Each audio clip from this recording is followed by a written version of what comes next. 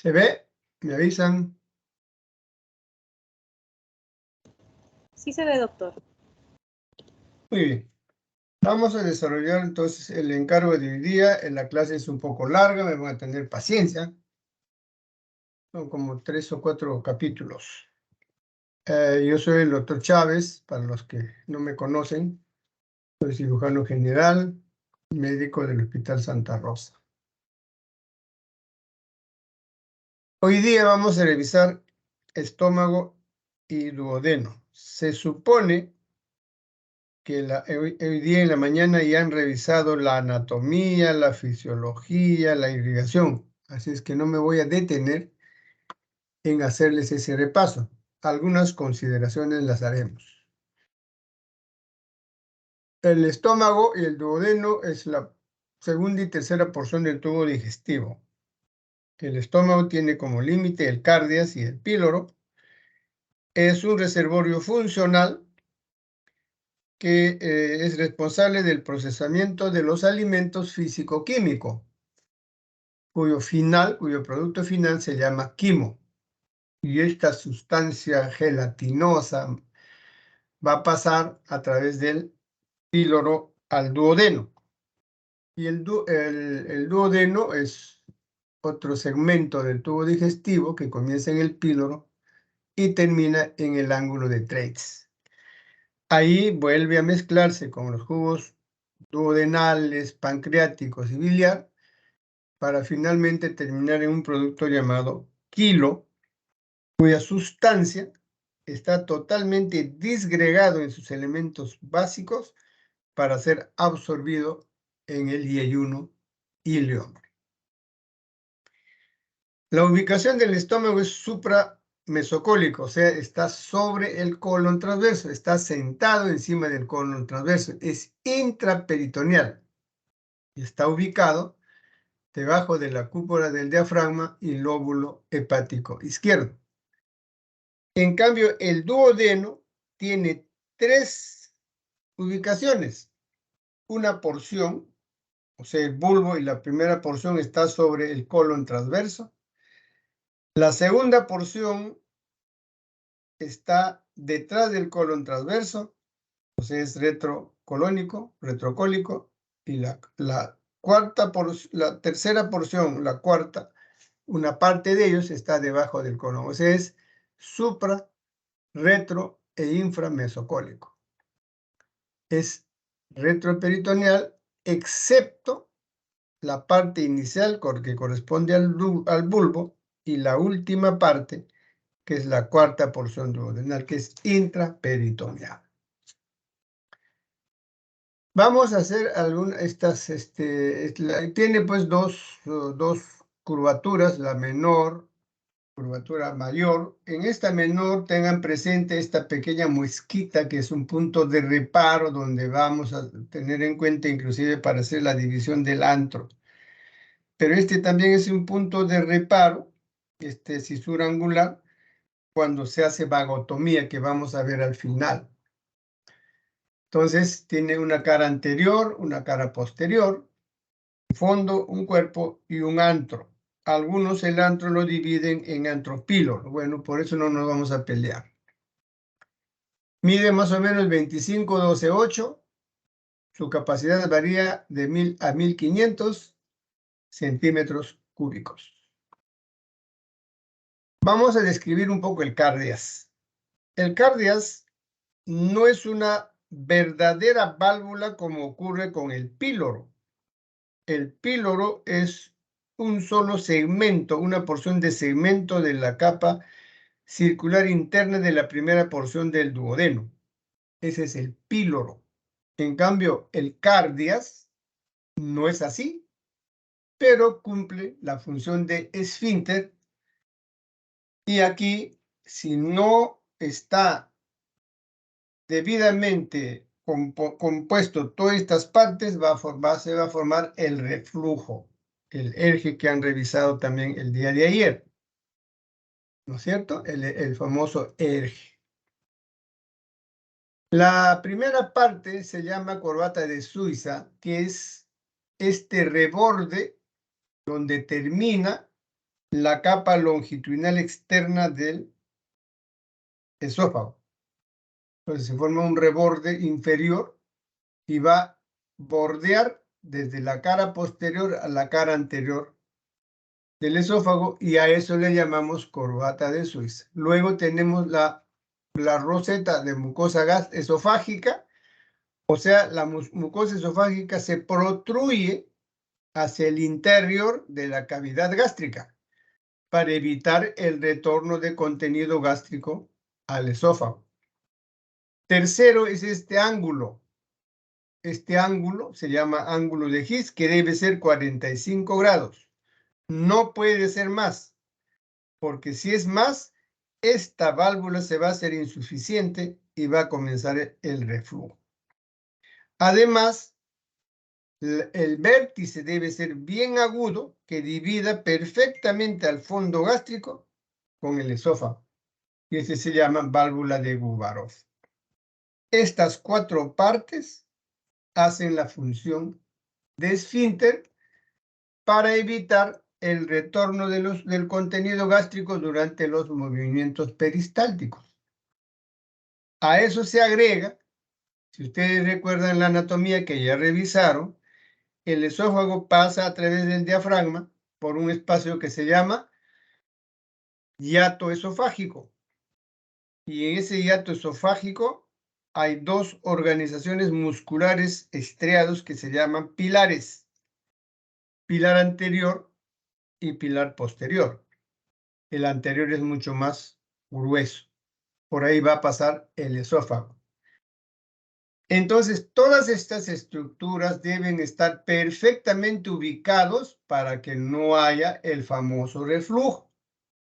Por eso es que se describe inclusive que el reflujo gastroesofágico es normal en un gran porcentaje de personas mientras no sea sintomático, porque cuando se hace sintomático se llama enfermedad del reflujo gastroesofágico. Son 2 términos que no hay que olvidar. Y además, si hay una destrucción de los pilares, entonces este hiato se vuelve de un diámetro mucho más ancho y por ahí va a empezar a regresar, a pasar parte del fondo gástrico hacia el mediastino, o sea, el tórax. Y esa es la hernia del hiato esofágico, que también puede ser de primer grado, de grado 1, claro, cuando solamente pasa esófago, o si no, cuando se forma un saco paralelo, ¿no? Que sería la hernia del hiato 2. Este es el cardias. No olviden, el cardias no es solamente una formación muscular, sino es la conjunción de 5 estructuras que va a colaborar y va a permitir que el esfínter inferior esofágico debe tener una capacidad de sostener el reflujo del contenido gástrico. Si revisamos el duodeno tiene 4 partes. Una primera parte horizontal, luego tiene un ángulo hepático, una segunda parte vertical, el ángulo inferior, que sería la segunda porción. Aquí va otra vez a existir un ángulo, que es la tercera parte donde el punto de referencia va a ser los vasos mesentéricos superiores. Esto lo atraviesa. Aquí va a terminar la tercera porción y comienza la cuarta, que es mucho más pequeñito. Entonces, acá quiero hacer notar de que el duodeno, esta es la primera porción, segunda porción, tercera y cuarta, ¿no? Que el duodeno atraviese en un ángulo de 50 grados entre la aorta y los vasos mesentéricos superiores. Entonces, aquí este es el punto de referencia para la división y además este ángulo tiene que existir. Tiene que ser 50 grados, si es posible, un poco más. Si este ángulo se reduce, vamos a tener una enfermedad que se llama el síndrome de Wilkins, una obstrucción, por supuesto, ¿no es cierto? Entonces, este es un esquemita también para volver a revisar. Primera porción, ¿no? Tiene 5 centímetros, el ángulo o flexura hepática superior, flexura inferior. Esta es la segunda parte, la segunda porción duodenal. La tercera, cuyo final son los vasos mesentéricos superiores, donde comienza la cuarta porción y termina en el ángulo del ligamento que está sostenido por el ligamento de Treitz. Esas son las cuatro partes del duodeno. Bueno, acá quizás un poco para ver la relación sobre todo de la primera parte, ¿no? Donde está, la parte superior tiene el hígado, la vía biliar, inferior está acá abajo, está páncreas, anterior sigue el hígado y posterior el pedículo hepático. Lo que sí es importante recordar estos conceptos en la segunda porción o descendente. A veces confundimos la terminología de ampolla de Vater, esfínter de Oddi y papila duodenal y creemos que es lo mismo. No es lo mismo. Son estructuras diferentes. Si decimos ampolla, literalmente, ¿qué cosa es una ampolla? Una ampolla es una pequeña dilatación, ¿no es cierto? Cuando nos sale una ampollita en el dedo, ¿qué pasa? Se dilata la piel y tiene líquido. Entonces, vamos a tomar el término literal. La ampolla es esta parte, donde se une, donde hace una conexión el conducto de Wirsum, o sea, el principal del páncreas, más la vía biliar. Acá hay una pequeña dilatación. Esta es la ampolla de Vater, que no es lo mismo que el esfínter de Oddi. Esto puede estar ubicado un poquito antes del parénquima del duodeno o quizás dentro del parénquima duodenal. Pero esa es la ampolla. En cambio, el esfínter de Oddi es esta de acá. Es la organización estructural del músculo duodenal. Este sí es un verdadero esfínter, porque esto o se contrae o se dilata. En cambio, en el cardias es todo un equipo. Acá no. Acá o se dilata o se contrae. Ese es el esfínter de Oddi, que no es lo mismo que la papila o la carúncula duodenal. Este es un ordenamiento de la mucosa. Entonces, inclusive cuando el endoscopista ingresa, va a buscar la carúncula, el orificio pequeñito, y por acá va a canalizar la vía biliar. Esa es la papila duodenal. Acá solamente para hacer hincapié esto lo mismo, primera porción, segunda, tercera y la cuarta de aquí hacia el ángulo de Treitz. Desde el punto de vista histológico también tenemos que tener presente lo siguiente. El estómago tiene una mucosa, tiene una submucosa, muscular, subserosa y serosa. Histológicamente, esas son las capas. O sea, tenemos el epitelio, su membrana basal, el corión o lámina propia, que es tejido conjuntivo laxo, cuyo límite es la capa muscular de la mucosa, es una capa muscular delgadita, que está organizada en todo el perímetro del tubo gástrico. Y el estómago tiene unos repliegues gruesos, grandotas. El espacio entre pliegue y pliegue se llama fosita o cripta. Recuerden que cripta es entrada. Acá hay otra confusión. Esta entrada termina en un cuello. Y en este cuello es importante recordar, aquí están las células totipotenciales, o sea, las células mesenquimales, cuya capacidad es, cuando se daña algunas células en su descomposición normal, los repara, tanto por la parte epitelial como por la parte glandular. Esa es su función de estas células mesenquimales. Luego viene la capa submucosa, la muscular, la subserosa y la serosa. Y después les voy a indicar por qué estoy haciendo esto cuando veamos la parte de cáncer gástrico. Acá está otra vez la histología. Miren, esta es una foto de nuestras láminas de la universidad. Cripta gástrica o fosita gástrica. Glándulas gástricas. Muscular de la mucosa, que tiene como es tan grueso, muy frondoso de la capa muscular, entonces lo refuerza.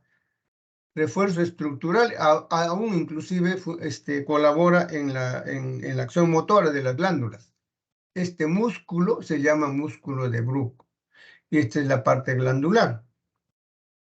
Entonces las células principales que producen pepsina. Las células parietales, ácido clorhídrico, más el factor intrínseco de Catley. Eso ya saben para qué sirve. Luego tenemos la submucosa y la muscular. En la capa muscular tenemos el plexo de Auerbach, que es motor muscular, y en la submucosa tenemos el plexo de Meissner, que es el motor glandular. Perdón. Aquí la histología del duodeno. Aquí hay una gran confusión. Inclusive los libros que no son de histología están descritos mal. Otra vez, acá son las vellosidades intestinales que son equivalentes a los repliegues del estómago. La vellosidad intestinal. Este espacio entre vellosidad y vellosidad se llama cripta de Lieberkühn, que no es lo mismo que la glándula de Lieberkühn. Esta cripta, esta entrada, termina en un cuello. Aquí están ubicadas las células mesenquimales totipotenciales que van a reparar el epitelio y van a reparar la glándula. Entonces, no confundir glándula de Lieberkühn con cripta de Lieberkühn. La glándula, pues, es una glándula, es una composición celular y la cripta es una entrada, es un espacio. Entonces, esta glándula va a terminar sobre la muscular de la mucosa. Y esta es la histología de todo el intestino delgado. Pero hay una modificación en el duodeno. Y la modificación es que en el duodeno existe esta glándula duodenal especializado ad hoc que va a secretar un producto alcalino. Entonces, este se compara a un racimo de uva que tiene un montón de uvitas que está dividido por la muscular de la mucosa como si fuera una parcela o un panal de abeja que tiene sus conductitos, se van uniendo y van a tener un conducto principal de todos ellos que se llama el conducto excretor. Esta glándula va a drenar al fondo de la glándula de Lieberkühn, como también puede drenar directamente al costado de la glándula, va a drenar directamente al fondo de la cripta de Lieberkühn. Esta es la composición histológica del duodeno. Entonces, dicho esto, vamos a revisar una de las enfermedades comunes, que es la enfermedad ulceropéptica. La enfermedad ulceropéptica se llama así porque esta solución de continuidad se produce por acción del jugo gástrico. Por eso se llama solución de úlcera péptica. Estas erosiones normalmente se producen hasta la muscular de la mucosa. Cuando estas úlceras pueden ser crónicas, de evolución larga, con sintomatología muy leve, a veces sin importancia. El paciente está andando 2 años, 3 años con esta úlcera, ¿no? Con su dolorcito, tomando su buscapina, tomando su agüita tibia, caliente, qué sé yo, todos los alimentos caseros. Pero cuando esta úlcera atraviesa la muscular de la mucosa, va a empezar a complicarse, porque la muscular de la mucosa es la primera estación que va a detener la profundización de la úlcera. pasa a la muscular de la mucosa, pasa a la ulcerosa, pasa a la muscular y se perfora, se complica. Y esta úlcera péptica la vamos a describir en dos lugares, estómago y duodeno. Desde el punto de vista de epidemiología, más o menos en Estados Unidos existen 500,000 casos nuevos al año. Un montón, ¿no? 4 millones de recurrencias, o sea, se ha tratado y vuelve a aparecer. Y la prevalencia está más o menos casi al 2%. Y acá, sobre todo, cuando hay presencia de Helicobacter pylori. Y acuérdense de esta HP, Helicobacter pylori. También estadísticamente se dice que es mayor frecuencia cuando un paciente tiene grupo sanguíneo O, cuando hay un antecedente familiar, no es hereditario, pero si papá, mamá es ulceroso, los hijos pueden tener úlceras. Y sobre todo cuando nuestros hábitos pues, son distorsionados, ¿no? Comemos irritantes, gaseosas, café, tabaco, el estrés, ¿no es cierto? Todo eso va a producir esta úlcera péptica. El estómago está bien protegido, porque el pH del lumen gástrico es de 1 a 3, o sea, es ácido y ese pH quema. Si entra en contacto con la célula, va a destruir la célula y se va a producir la úlcera. Entonces, el estomaguito se ha forrado bien y se protege bien. Primero, en el epitelio gástrico se cubre, por eso dice preepitelial, se cubre de un moco. Y este moco tiene dos capas. Y además tiene el segundo mecanismo defensivo en las células epiteliales, pues las células epiteliales del estómago. Son quienes van a secretar el moco y el bicarbonato. El moco y el bicarbonato. El bicarbonato va a hacerse primero unión de CO2 más agua, ácido carbónico, el ácido carbónico más anhidrasa carbónica, bicarbonato. Y este bicarbonato va a salir hacia el moco que está en la superficie del epitelio que debe ser neutro, o sea, pH 7.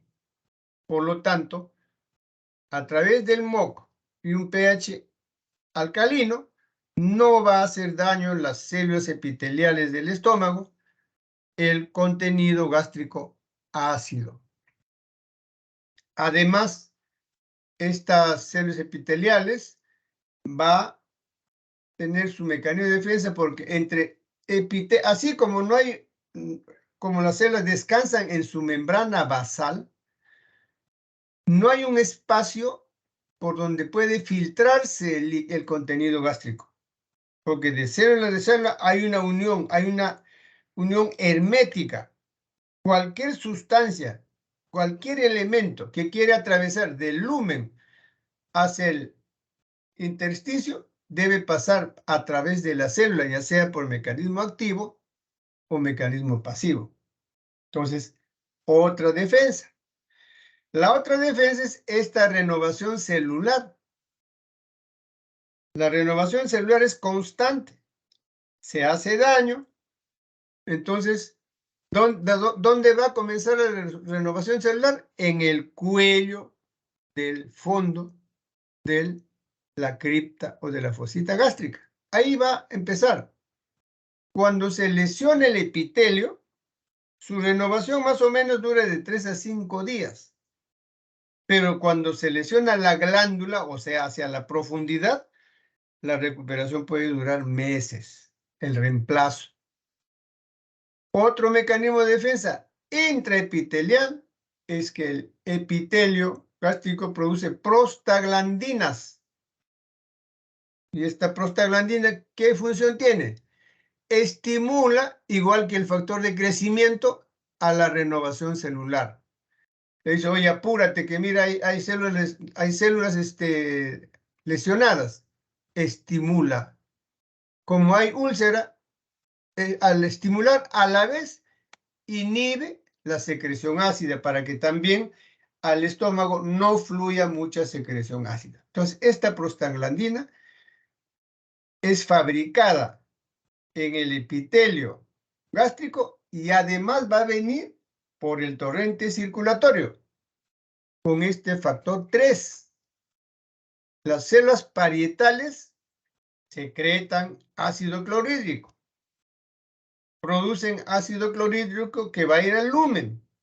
Al mismo tiempo, secreta bicarbonato, pero este bicarbonato no va, como en el caso de los epiteliales, hacia el moco, sino es vertido hacia el torrente circulatorio, cuyo fenómeno se llama marea alcalina. Y por el torrente circulatorio va a ir y va a reforzar la capa del moco por bicarbonato. Mira qué importante es esta defensa. Y la última defensa, o sea, la del posepitelio, que es que el flujo sanguíneo debe ser normal. No puede disminuir.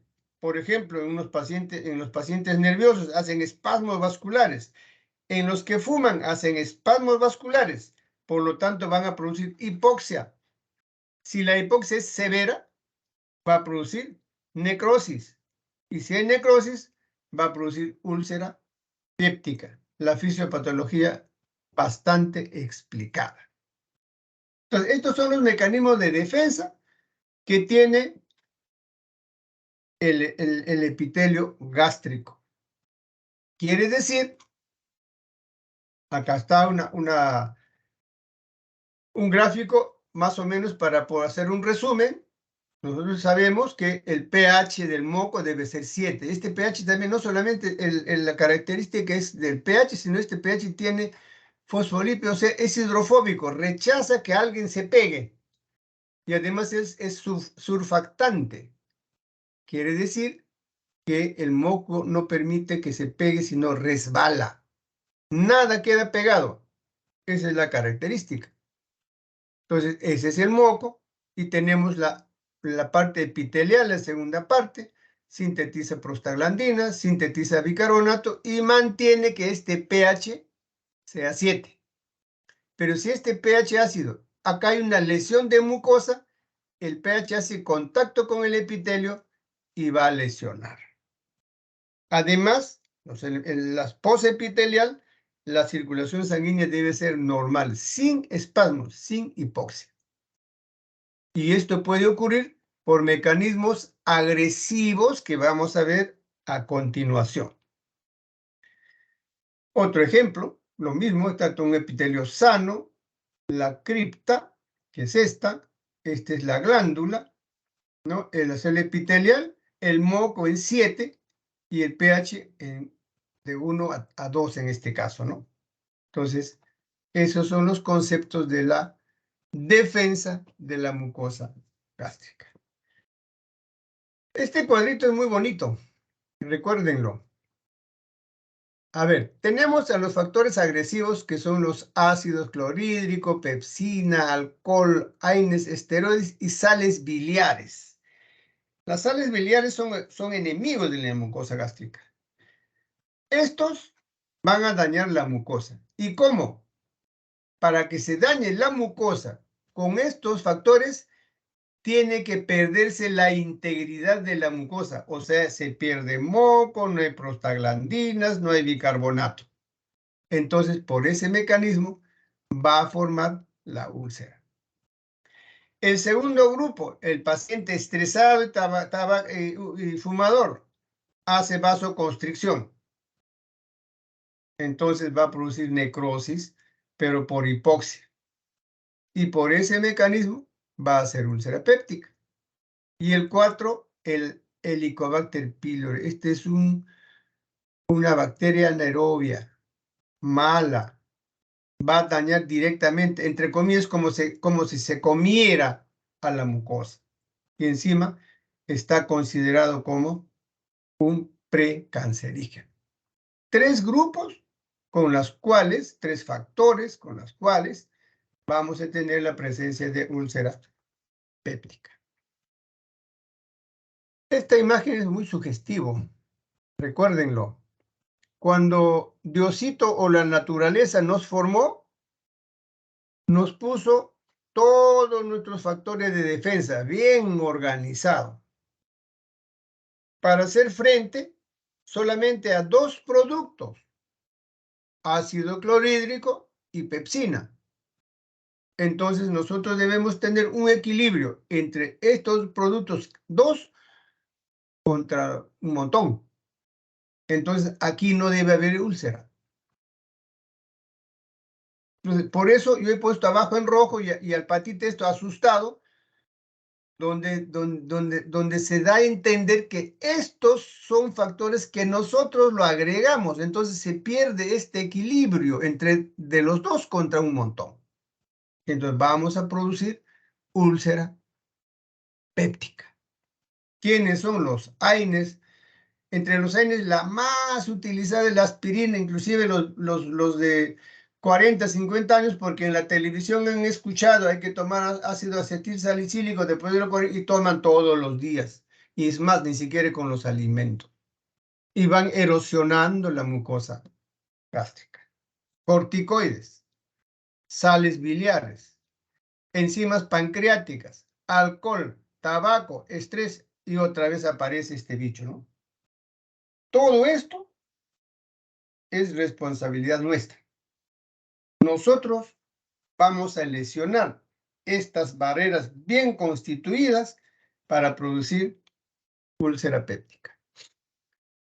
Ahí está la bacteria, gram negativa, Helicobacter pylori. Miren lo que nos dice la estadística. La estadística nos dice, en la úlcera duodenal han encontrado que el 95% está presente Helicobacter pylori. En la úlcera péptica gástrica está presente en el 85% de úlcera péptica gástrica. Quiere decir que tiene un problema de salud pública enorme. Tenemos que tener mucho cuidado. Por lo tanto, se puede decir, se puede afirmar, si erradicamos la recurrencia de la úlcera péptica, disminuye considerablemente. Si erradicamos el Helicobacter pylori, a eso se refiere. La recurrencia va a disminuir. ¿Y cómo lo voy a diagnosticar? Con endoscopía, estimados alumnos. Endoscopía más biopsia de mucosa. Estudio anatomopatológico.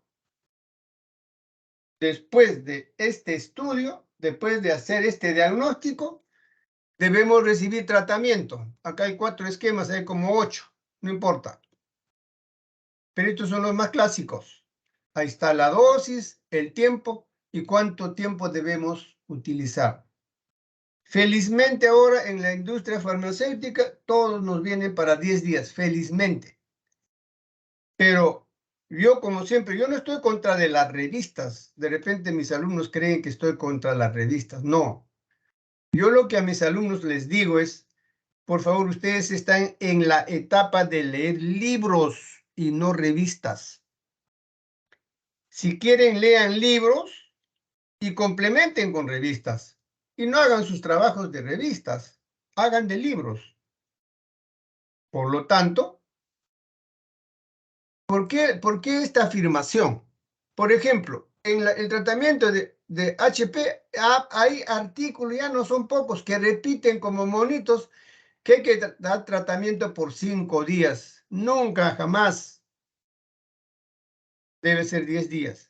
De una vez que hemos terminado el tratamiento, que hemos cumplido, esperamos un mes y volvemos a hacer endoscopía para ver si ha sido erradicado. Muy bien, ya tengo el antecedente de Helicobacter pylori.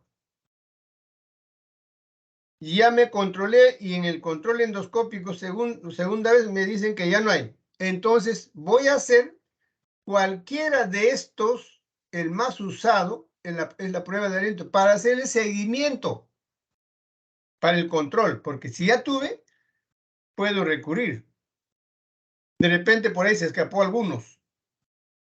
Endoscópicamente ya fue negativizado. Ya vieron que no hay. No es que hago el tratamiento, no, ahora ya no necesitas otra endoscopía, hazte tu prueba del aliento. O te hago el diagnóstico con la prueba del aliento. La prueba del aliento no es para hacer el diagnóstico, es para hacer seguimiento. Hay todo esto. Pero de todos estos, el más usado es la prueba del aliento.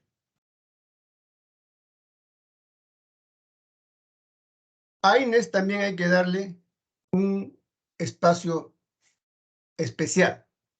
Los AINES van a hacer daño en la parte celular. ¿Qué hace el AINES? Altera la composición del moco, porque inhibe la formación del bicarbonato. Y dos, altera la secreción del moco por las células epiteliales. Y al mismo tiempo, en la parte epitelial, en los AINES, además de lesionar moco, alterar moco, su composición y su formación, los AINES inhiben la síntesis de prostaglandina. Quiere decir que la mucosa gástrica va a perder su capacidad de regeneración celular. Está lesionado y nadie va a ir al auxilio a regenerar. Y además, para empeorar el tema, estimula la secreción gástrica ácida. Por eso es que le he puesto un slide especial para entender la fisiopatología del AINES, cómo es que hace daño, cómo es que forma la úlcera péptica. La patogenia, o sea, cómo se lesiona, cómo se produce. Uno, origen o presencia de los factores agresivos que hemos revisado. Responsabilidad nuestra. O hay disminución, lesión de los factores defensivos que hemos revisado. O ambos, mixto. Además de factores agresivos, factores defensivos alterados. Entonces la mucosa se daña, se produce la solución de continuidad, responsable de los factores agresivos, etcétera, etcétera. El tratamiento médico de la úlcera péptica. El tratamiento está bien enmarcado. Si nosotros hacemos un tratamiento adecuado, el paciente cumple su tratamiento, no va a haber muchas complicaciones, no se va a presentar. Antes de la era de la bomba de protones, nosotros operábamos un montón, por ejemplo, de estenosis duodenal. Ahora ya hace muchísimos años que ya no se usa. Porque bien tratado, esas complicaciones ya no aparecen. Entonces, cuando está en etapa aguda, hay que hacer reposo gástrico, hay que aliviar el dolor, optimizar el tratamiento, convencer al paciente que tiene que terminar y que tiene que regresar. Y una vez que verificamos la cicatrización, hay que prevenir complicaciones del futuro y las recurrencias, o sea, debe estar en control y corregir los factores de riesgo. Miren esta afirmación. La mayoría de asintomáticos tienen por lo menos más de 2 años o sea, 2 años o más, el paciente está caminando con su úlcera péptica, porque está por encima de la capa muscular de la mucosa. No ha llegado ni a la submucosa ni se ha complicado. La recurrencia es bastante alta, 75% al año, y hay que eliminar estas dos causas principales, los AINES y HP. Es importante tener en cuenta estas afirmaciones. Estos son los tratamientos de la úlcera péptica que se puede utilizar en todos los niveles, en todas las capas. Inicialmente se comenzó a usar los antihistamínicos, o sea, los antagonistas de H2. Entre ellos la que comenzó es la cimetidina, hace muchos años. Pero se ha dejado de usar porque la cimetidina en el varón produce ginecomastia. Hoy día el más usado como pasto es la ranitidina. Por ahí la famotidina un poco, los otros casi nada. También tenemos los inhibidores de bomba y protones, omeprazol, lansoprazol. Estos productos de los inhibidores de bomba de protones son los que han revolucionado las complicaciones de la úlcera péptica. ¿Pero para qué? No ocurran las complicaciones, tiene que cumplirse el tratamiento. No que le des el tratamiento y después de 3 días, 4 días, cuando ya se siente mejor, ya no la toman. Tenemos que asegurarnos. Luego los antiácidos, o sea, estamos diciendo que la acidez va a lesionar la mucosa y si hay úlcera va a seguir lesionando. Entonces tenemos los antiácidos, entre ellos en la cabeza el hidróxido de aluminio, que cuando se toma, forma una película en el estómago, cubre la lesión y la mucosa, entonces así va a permitir la cicatrización. Otros son los protectores de mucosa. Entonces, estos y hay que erradicar el HP. Hay que erradicarlo. También están las prostaglandinas, o sea, los que producen a nivel celular, pero es de uso muy limitado para inhibir la secreción ácida. Es de uso muy limitado. Casos especiales. ¿Cómo se va a complicar? Me refiero a complicaciones quirúrgicas, que son 3. Perforación, hemorragia y estenosis duodenal o antral. Pero hay una complicación médica, que es la úlcera péptica recurrente o recidivante, o sea que va a regresar, se vuelve a producir la úlcera por diferentes factores en descuido. Entre las complicaciones tenemos estas 3. Hemorragia digestiva alta, o sea, hemorragia en duodeno y hemorragia en estómago. Hay 2 tipos de hemorragia, las famosas microscópicas que ni el paciente ni nosotros nos damos cuenta. El paciente llega a la emergencia pálido, con 7 de hemoglobina, pero caminando. Con 7 de hemoglobina, con 6, pero caminando, a veces con un poco de cansancio. Pero eso ocurre pues porque esta hemorragia es crónica, antigua. El organismo se acomoda. Porque una hemorragia que te produce 7 o 6 en horas, no morimos. Entonces, esa es la anemia crónica. La macroscópica, esa sí es la anemia seria, que se llama hemorragia digestiva alta. La hemorragia visible que nos puede matar. Otro es la perforación gástrica o duodenal. Se hace un huequito. La úlcera péptica atraviesa muscular de la mucosa, atraviesa, o sea, se lesiona su mucosa, se lesiona músculo, serosa y hace un huequito al peritoneo. Perforación, o sea, el contenido gástrico o duodenal va a salir al peritoneo. Inicialmente va a producir peritonitis química y luego como estos tubos gástricos o intestinales tienen flora bacteriana normal, va a ser peritonitis bacteriana. Entonces, esa perforación va a ocurrir. El otro, esto es generalmente emergencia y cuyo tratamiento de esta perforación se llama parche de Graham. Ahora les voy a describir el parche de Graham. Luego viene la estenosis, que es que por la irritación constante se va aumentando el lumen del duodeno, va haciendo pequeñito, dificulta el pasaje alimentario, empiezan los vómitos. Esto no es una emergencia.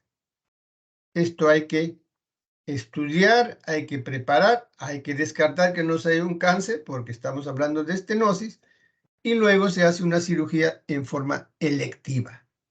Las 2 primeras es cirugía de urgencia.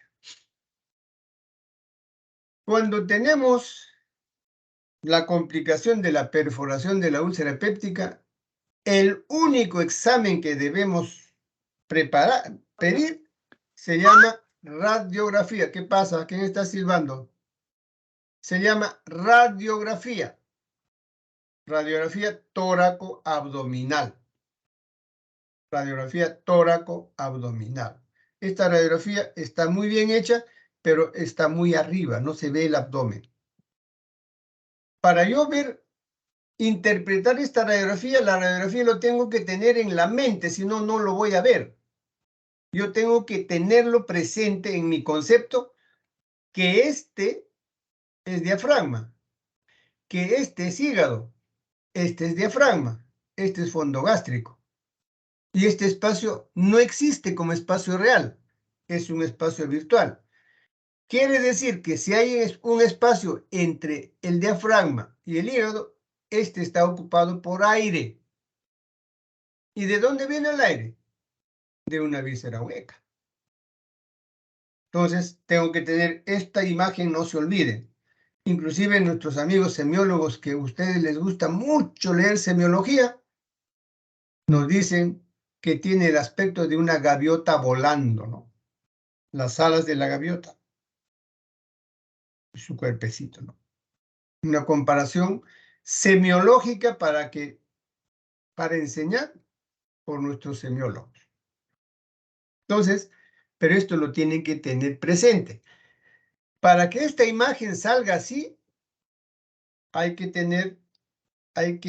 pedir adecuadamente. Primero, pedir radiografía tóraco-abdominal. Para eso ya estoy sospechando clínicamente que es una perforación de úlcera péptica. No voy a pedir para adivinar qué cosa sale, ¿no? Entonces, radiografía tóraco. Como ahí no dice en el formato, en el formato solamente dice radiografía de abdomen simple de pie, yo le agrego con un lapicerito abajo. Tomar radiografía tórax abdomen. 2. Recuerden ustedes la física. Primero, el paciente está echado en una camilla. El aire no está acá. El aire está debajo del abdomen, debajo de la pared abdominal. Entonces, el paciente lo llevan a zona de rayos X, párate, le toman la radiografía y tu radiografía sale, no la ves nada. Y dice, ¿ahora qué cosa es? Para que salga esto, tenemos que agregarle con un lapicerito, abajito. Favor, tener parado al paciente más de 5 minutos antes de tomar la radiografía. ¿Para qué? Para darle el tiempo al aire que está debajo de la pared abdominal anterior, suba a este espacio. Y van a encontrar una placa así que no se van a equivocar. Sino de repente van a encontrar algo pequeñito, como que sí parece, como que no parece, entonces les va a llevar a confusión. ¿Que pueden complementar con una ecografía? Sí. ¿Para qué? Para ver cuánto líquido hay, cuánto líquido se ha salido, o de repente hay una arteria comprometida, de repente hay hemorragia. Por supuesto, eso también lo evaluamos clínicamente, ¿no es cierto? Pero pedir para esto una tomografía, por amor de Dios, no, pues. Eso solamente significa una cosa, no saben o no estudian. El parche de Graham tiene 4 pasos, no tiene 1, ni 2, ni 3. Y estos son los pasos que debemos seguir. Ustedes han revisado cicatrización de la herida. Cuando hay una lesión, una ruptura de los capilares, hay una vasoconstricción inmediata que dura de 5 a 10 minutos. Y en ese momento aprovecha el endotelio, la plaqueta, para llamar a un montón de plaquetas, y se llama agregación plaquetaria, para que haga un trombito en la salida de los capilares. ¿No es cierto? Entonces, si tiene varios días, todo este borde está trombosado. Y si yo lo suturo, no va a llegar los sustratos de los proinflamatorios para cicatrizar, no va a llegar. Entonces, para que esto ocurra, yo tengo que recortar todo este bordecito. Primer paso del parche de Graham. Si estoy recortando todo el bordecito para hacer sangrar capilares, es una biopsia, ¿no es cierto? Lo pongo a un frasquito y lo mando al patólogo. Ya estoy haciendo el segundo paso. El tercer paso lo suturo. Dejo muñones, suturas largas para asegurar que esto no se abra. ¿Qué hago? Llevo el epiplom lo pongo encima y lo voy a amarrar con los cabos de las suturas que ya las hice. Entonces, doblemente me estoy asegurando que no haya dehiscencia.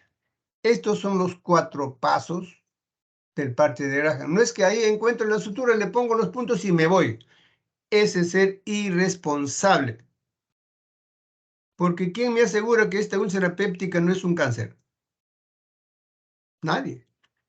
¿Por qué no puede ser un cáncer perforado? Entonces, si es un cáncer perforado, el patólogo en esta etapa, a la semana nos está llamando, doctor fulano, usted ha operado a tal paciente en tal fecha, ese es un cáncer. Entonces, ¿qué hacemos? Lo enviamos a oncología y oncología va a tomar todas las medidas para que ese cáncer no siga creciendo. ¿No es cierto? Todo el procedimiento oncológico. Pero si no hizo esta segunda parte, porque se le da, no sé, no, mejor no califico, agarre, lo sutura y se va, a los 3 meses el paciente viene obstruido y metastasiado. ¿Es justo? No es justo, para nadie. Entonces hay que hacer los 4 pasos, no 1 ni 2. Los 4. A eso se llama, cuando Graham lo describe así, con toda su delicadeza. Si ustedes leen el parte de Graham en los libros antiguos, van a ver cómo lo describe, con cariño, con amor, cómo se hace. Pero ahora ustedes son pues muy ligeros. En la hemorragia digestiva, primero tratamiento médico.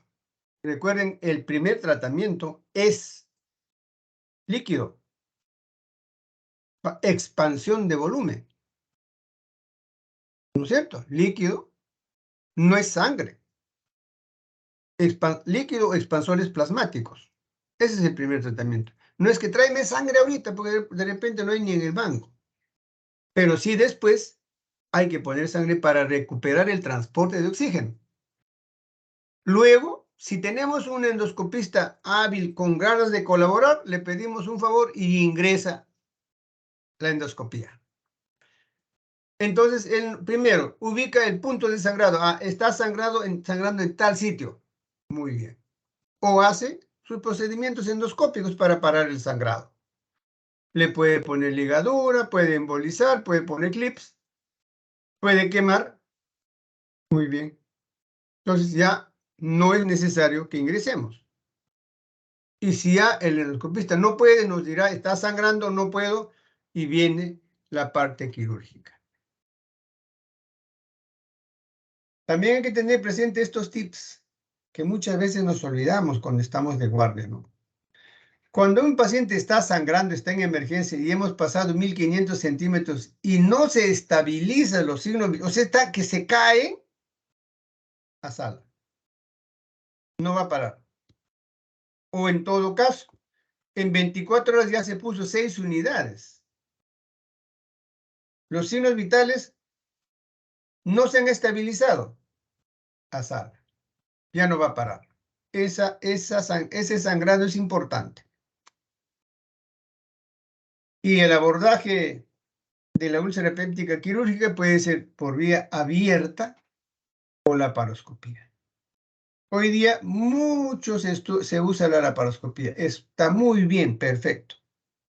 Pero si no hay laparoscopio, lo tengo que hacer por vía abierta. O sea, tengo que dominar las 2 cirugías.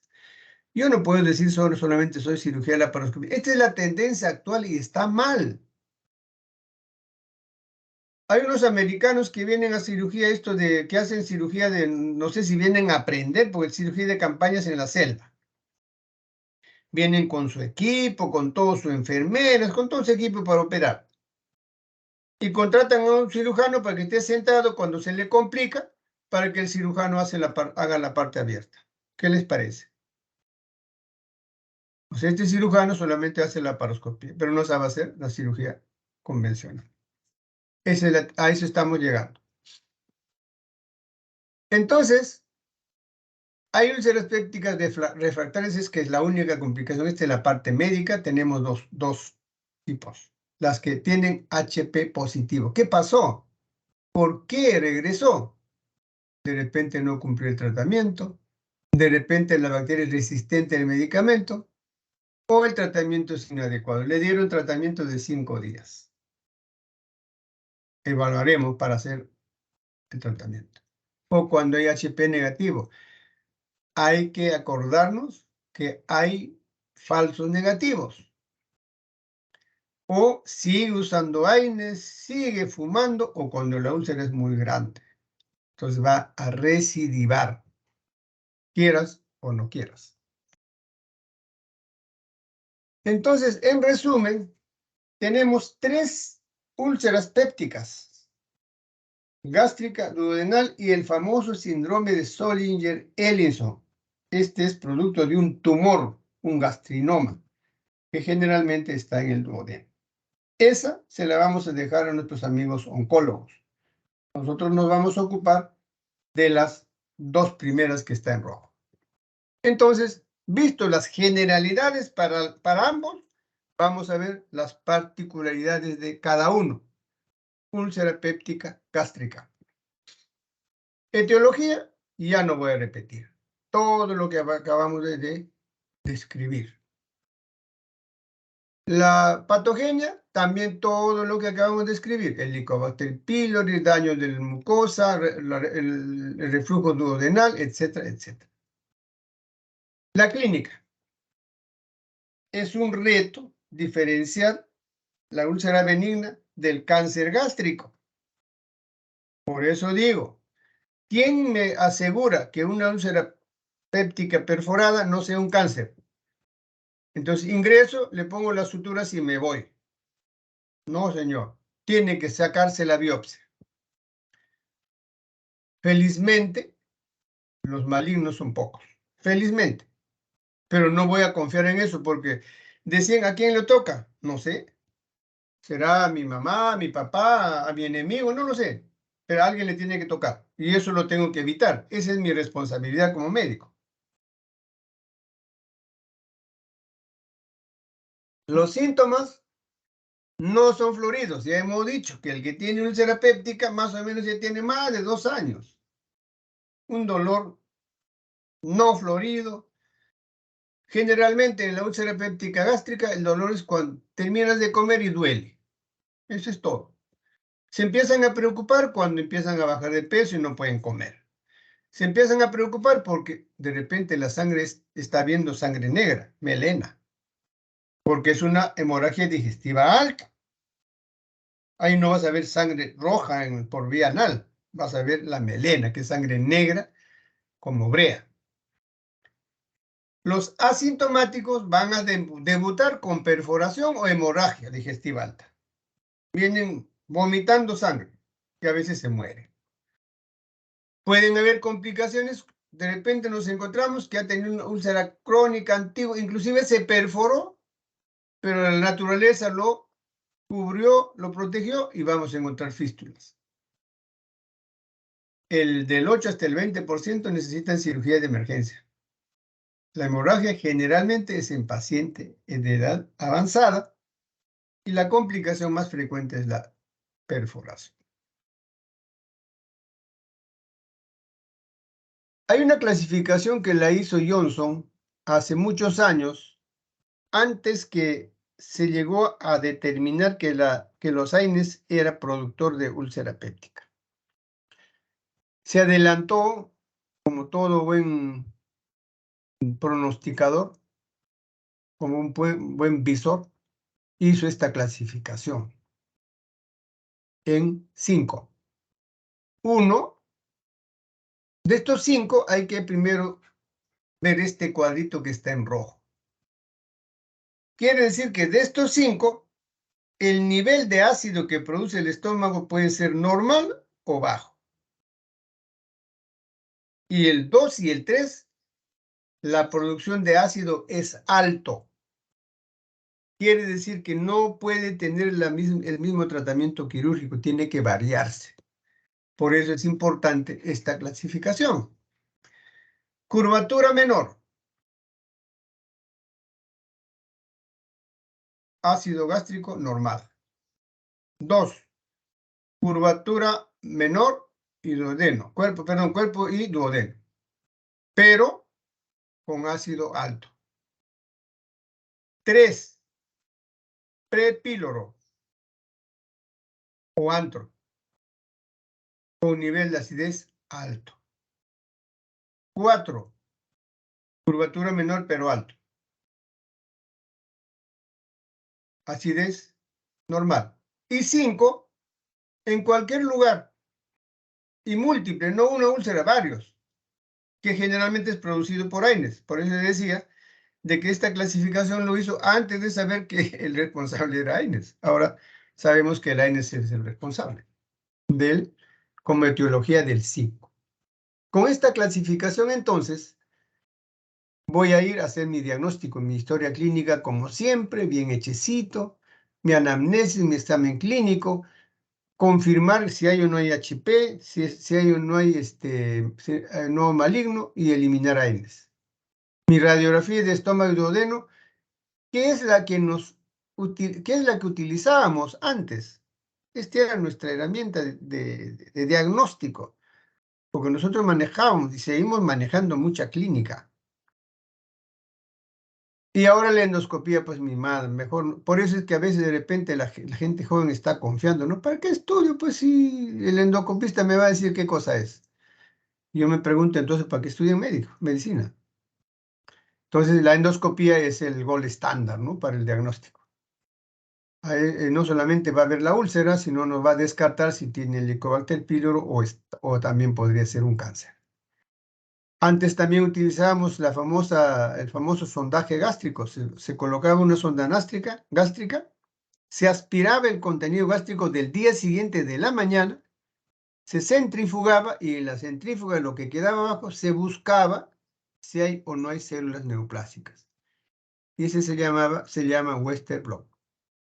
Eso era una forma de diagnosticar. Ahora eso ya no se hace, hace muchos años. Pues ahí está, pues mira, cómo es que mira, imagen por defecto, por sustracción, úlcera, pues, porque si fuera cáncer sería por adición, acá un tumor. Este es por sustracción. Cáncer, úlcera péptica. ¿No es cierto? La endoscopía. Ahora con esto, ¿quién se equivoca? Nadie. Y aún inclusive esta radiografía tiene un lecho, ¿no? Tiene un hueco. Pero para ver esto, tengo que saber, tiene que estar en mi mente que eso existe. Si yo nunca lo vi, nunca lo voy a ver, nunca lo voy a saber. Y los exámenes auxiliares la tenemos que interpretar de acuerdo a lo que estamos pensando. No es para que me dé el diagnóstico. Entonces el tratamiento quirúrgico va a ser diferente. En el caso 1, está asociado a curvatura menor, pero este tipo de úlceras sí hay que tener mucho cuidado porque hay un riesgo de malignidad. Pero tiene el nivel de acidez normal. Entonces, si necesitamos operar esta úlcera, va a ser sometido a una gastrectomía, Billroth 1 o 2, que voy a aclarar más abajo.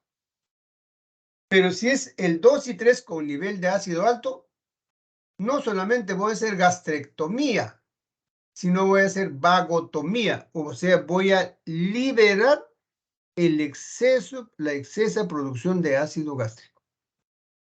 El 4 y el 5, nivel de ácido normal, entonces será Billroth 1 o 2. En resumen, 1, 4 y 5 no requiere vagotomía.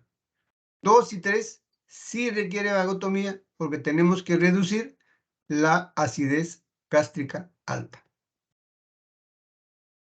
Indicaciones. Cuando no cierra, después de 8 a 12 meses de semanas de tratamiento médico. Cuando ha recurrido, se le da el tratamiento, regresa. Cuando se perfora o hay hemorragia. En este caso, el tipo 1, 3 y 4, ahí están las dos técnicas, Billroth 1 y Billroth 2. ¿Cuál es la diferencia? Esto quiero que entiendan, porque es la obligación de ustedes saber esto. Porque les preguntan, Billroth 1 y se quedan mirando al techo. Cuando hacemos una gastrectomía a este nivel, nos da la opción de que este muñón que está quedando, sí podemos suturar al duodeno. Podemos movilizar ángulo superior y lo jalamos un poco, lo anastomosamos. Ya está. Entonces, este se llama Billroth 1. Quiere decir que acá es funcional. El alimento va a llegar al estómago, se va a procesar y va a pasar al duodeno.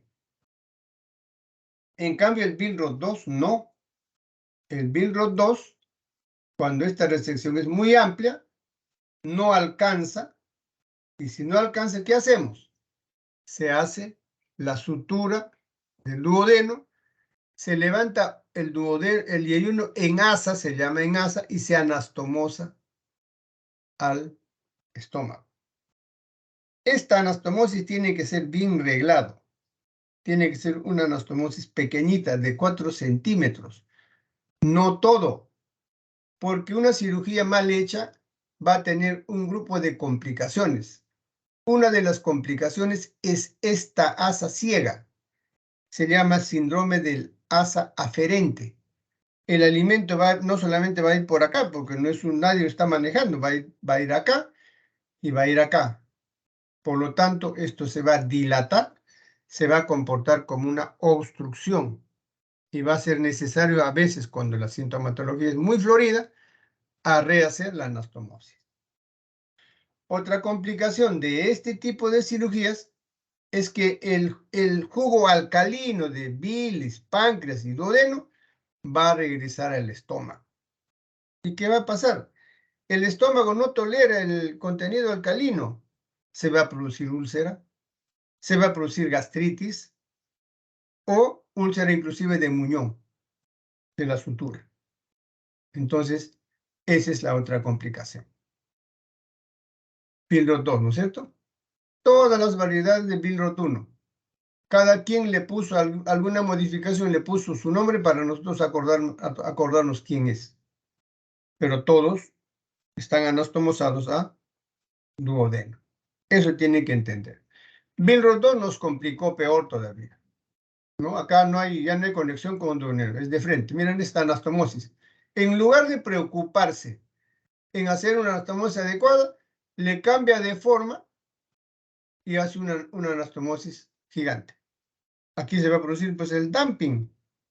El dumping, ¿qué cosa es? El alimento no se detiene acá, el alimento que es hiperosmolar llega al intestino, hiperosmolar, ¿qué va a hacer? Va a jalar agua del intravascular y se va a comportar como un choque hipovolémico. Entonces, eso hay de dos tipos, el temprano, que es inmediatamente come, el tardío después de 3 o 4 horas. Exactamente como un chico. Aquí por lo menos se han dado el trabajito de disminuir la sutura y ha hecho pequeño, ¿no? Entonces, lo que acá sí es, todos están por delante de colon, se llama antecólica o precólica. Hay otro grupo que dijo, no, yo también quiero aparecer pues en los libros, ahí está. Dijo, mejor yo hago por detrás, lo paso por el colon, ahí está, por medio del colon.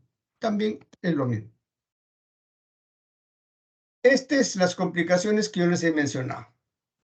Pero aparece, como siempre, un investigador, un médico intranquilo de corregir las cosas, el doctor Brown, y dice, ¿y por qué yo tengo que permitir que este contenido llegue al estómago? No voy a permitir. Yo puedo hacer un orificio más abajo, al frente de la otra asa, le hago un huequito, lo anastomoso y hago un bypass. Entonces, este contenido ya no va a llegar al estómago. Voy a evitar el síndrome del asa aferente, voy a evitar la úlcera del muñón, voy a evitar la úlcera gástrica, la úlcera alcalina, voy a evitar. Entonces ya no llega. Mira cómo hace un investigador. Y luego viene, pues, cuando es muy grande la I de Rux, la Y, que ya conocen cómo se hace eso. Y estas son las complicaciones que les acabo de mencionar. Como es hiperosmolar, va a haber diarrea, estreñimiento, dumping, ya les mencioné, la gastritis crónica por alcalinos. Pérdida de peso, no comen. Esteatorrea, presencia de grasa que no se digiere en heces. Anemia por deficiencia de factor intrínseco, no se absorbe vitamina B. Entonces tenemos la famosa anemia de un glóbulo rojo gigante, ¿no? La megaloblástica. Y luego la dehiscencia, o sea, la sutura se nos puede soltar. y el asa aferente que les mencioné, ¿no? Complicaciones de la cirugía gástrica, acá está la que les he mencionado, el asa aferente, las gastritis alcalinas por reflujo, el dumping, que también ya les mencioné, y pasamos a la úlcera péptica duodenal. ¿Se cansaron o no? Yo ya me cansé ya. Vamos a revisar un poco el duodeno. El duodeno no tiene la misma resistencia que la mucosa gástrica. Acá solamente hay dos. 50% que es defendido por bicarbonato de páncreas, por bilis y la resistencia de la propia mucosa. Nada más. Frecuencia en la primera porción. Las más importantes son aumento de secreción de ácido. Aquí sí, todos es por ácido y pepsina. Y lo que ya hemos afirmado, que en el 95% hay presencia de HP y AINES en otro porcentaje. La patogenia, aumento de ácido clorhídrico. Puede ser por hiperplasia de células parietales, aumento exagerado de gastrina, falla del mecanismo inhibitorio de la gastrina en el antro, hipergastrinemia, o sea, el famoso síndrome de Zollinger-Allison, aumento de pepsinógeno, vaciamiento gástrico rápido, o sea, el estómago no retiene, y viene pues ácido, ¿no? Muy ácido, porque la acidez también disminuye en el estómago cuando se mezcla con los alimentos. Y falla de los mecanismos defensores y el famoso HP otra vez. Clínica. Aquí tampoco la sintomatología no es igualito que en la gástrica. Acá la única diferencia es que el dolor no va a ser después de la comida, sino el dolor va a ser en la noche, cuando deja de comer, y calma cuando come. Hay dolores referidos en este caso a la espalda, hay que tener presente, o cuando hay irritación peritoneal, hay signo de perforación. Diagnóstico, como siempre, nuestra historia clínica, buen examen, laboratorios, todo lo necesario. Radiografía, que no va a ayudar mucho, es una radiografía de doble contraste. Doble contraste se llama porque se da de tomar una sustancia de un bario y luego se inyecta aire. Hoy día el diagnóstico felizmente es con una endoscopía. Felizmente todavía el endoscopio llega hasta ahí. Entonces acá nos descarta la malignidad y nos descarta el HP. Este era pues nuestro caballito. Este es el bulbo duodenal, ¿no? Esta es la úlcera. Para ver esto tenemos que haber sido nuestro ojo entrenado. Si no, no la vamos a ver nunca. Porque este es el duodeno, ¿no? Este es el duodeno. Y mira, la endoscopía pues se ve, mira acá un sangrante pues, enorme, ¿no? En la endoscopía no hay falla. Entonces el tratamiento quirúrgico ya hemos quedado en lo que corresponde al estómago, resumen, 1, 4 y 5, gastrectomía más Billroth 1 o 2, ya descritos. El tipo 2 y 3, porque tiene alta secreción ácida, vagotomía más gastrectomía. En cambio, en la úlcera duodenal, todos van a tener vagotomía, más una cirugía complementaria dependiendo de la técnica que vamos a hacer. Y para esto, vamos a revisar el vago, el nervio vago. En el esófago, el nervio vago es como una telaraña que vuelve a todo el esófago. Pero más o menos del diafragma a 4 o 5 centímetros se organiza en dos troncos principales que va a pasar hacia el abdomen, que se llama latariet anterior o izquierdo, latariet posterior o derecho. Ambos terminan en unas ramificaciones que se llaman pata de cuervo anterior y posterior. En este vago ya a nivel abdominal emite cada uno una rama principal, una rama primaria mejor. El lado derecho va a dar una rama hepática que va a ir a la vesícula, al hígado, etc. Y la rama, el lataret posterior va a dar a la misma altura otra rama principal, que se llama el nervio, la rama celíaca. ¿Y esto a dónde va a ir? Al ganglio celíaco. O sea, va a ser responsable de toda inervación vagal de todo el territorio esplácnico, intestinos, colon, etc., ¿no? Entonces, esta es la inervación del vago. Pero acá van a ver ustedes esta línea punteada que se llama nervio criminal o asesino de Gracie. Este es un nervio enemigo de los cirujanos, porque a veces se organiza bien pegado al diafragma, una ramita de nervio de la tariet posterior, viene a la cara anterior y se ubica bien al fondo. Hacemos la vagotomía, se nos quedó. Entonces, no hemos hecho el tratamiento, va a empezar su secreción gástrica ácida, normal o abundante. Por eso se llama el nervio asesino de Gracie. Entonces, esta descripción es esta. Entonces, ahí también lo pueden leer. Como se está grabando, lo pueden leer. Entonces, de acuerdo a esta anatomía del sistema nervioso, vamos a ver en qué consiste la vagotomía. Consiste en seccionar el nervio. O sea, de donde hemos seccionado hacia la parte distal, va a quedar interrumpido el pulso motor. Por lo tanto, va a haber una dilatación, una vesícula perezosa, intestinos perezosos, etcétera, etcétera. Y en el transcurso de nuestra historia hay tres tipos de vagotomía. Una llamada troncular, selectiva y ultraselectiva. La troncular y la selectiva, después de seccionar el vago, va a tener una cirugía complementaria porque al momento de seccionar también vamos a seccionar, vamos a denervar, o sea, vamos a dejar sin inervación motor al píloro. O sea, le vamos a ocasionar una estenosis pilórica. Entonces tiene que haber una cirugía complementaria. En cambio, en la vagotomía ultraselectiva no, como vamos a revisar a continuación. Indicaciones de vagotomía: falta de respuesta al tratamiento conservador o una úlcera gastroduodenal durante 2 años. Intolerancia al fármaco. Negativa a tratarse, no quiero tratarme, mejor quiero que me operen. Recurrencia, volvió. Perforación y hemorragia. Vagotomía troncular. Fueron las primeras vagotomías.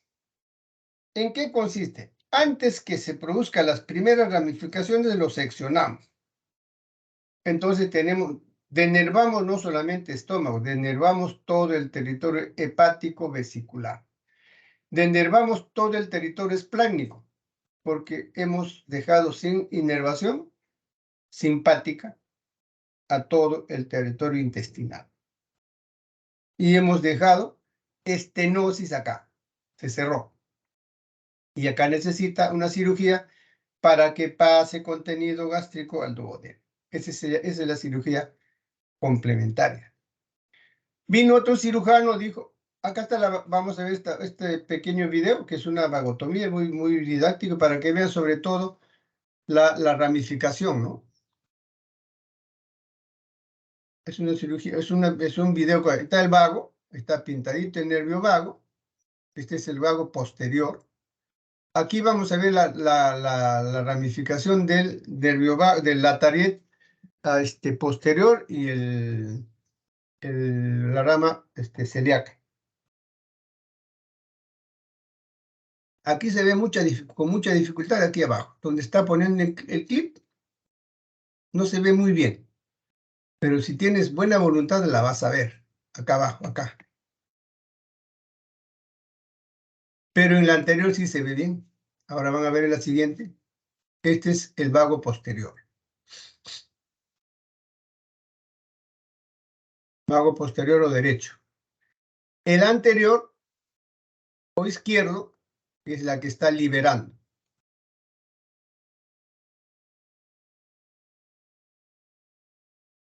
Igual la va a pintar. Ahí está el vago. Aquí van a ver las ramificaciones. Que libere, vas a ver, se ve bien eso. Ahí está. Acá está. El atariet y la ramita hepática.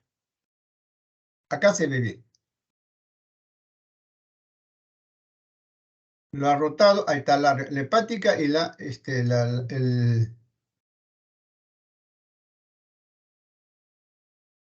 el atariet del lado anterior. Cuando va a poner el clip también se ve perfectamente.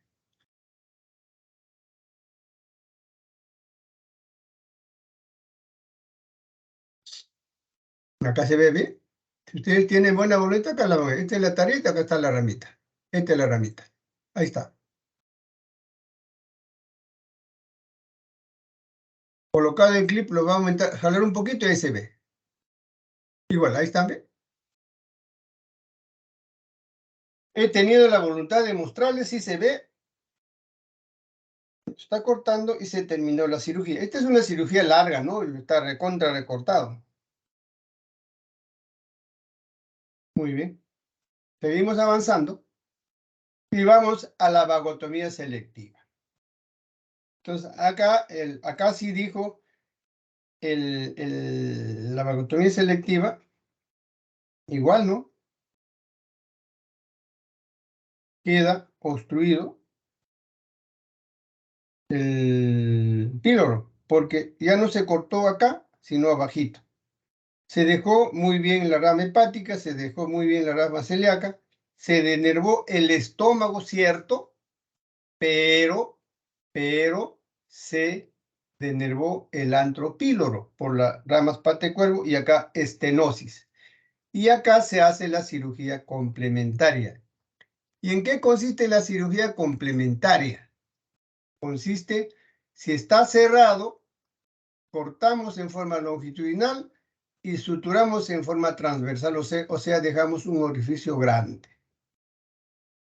Vino Fine y dijo, muy pequeño, hace esas obstrucciones, mejor amplío 2 centímetros al antro y 2 centímetros al duodeno y le hago un orificio más grande. Perfecto. Vino Howard y dijo, no, yo no me quiero meter con el píloro, déjalo ahí. Yo hago mi incisión en el antro, en el duodeno y hago mi bypass. Se resolvió lo que había ocasionado con una vagotomía, ya sea selectiva o troncular. Y luego viene otro grupo, dice, no, yo no voy a cortar ni acá ni acá, yo voy a hacer ramita por ramita. Solamente voy a seccionar, tanto en la parte anterior como en la parte posterior, las ramas que van a ingresar al estómago.